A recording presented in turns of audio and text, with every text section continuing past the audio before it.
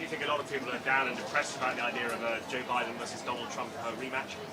Do I think Americans are Down and depressed about the idea of Biden? Well, I think people are down and depressed about a lot of things, including the fact they don't have health care, they have to work more than one job, and so forth. But clearly, there's no enthusiasm.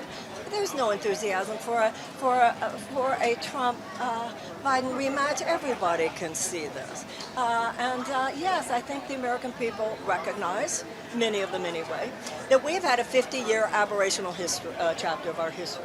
There has been a transfer of $50 trillion into the hands of 1% of Americans. People recognize that now.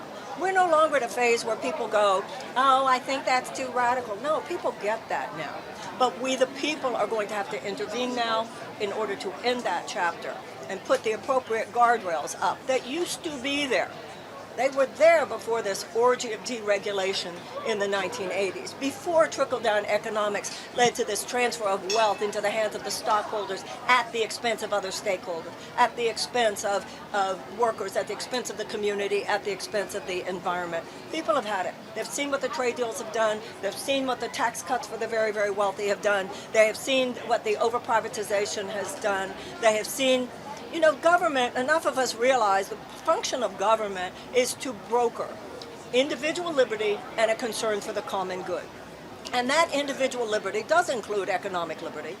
But at this point, the attention of the government and the resources of the government applied to the common good are ever shrinking. And in the richest country in the world, this simply should not be the case.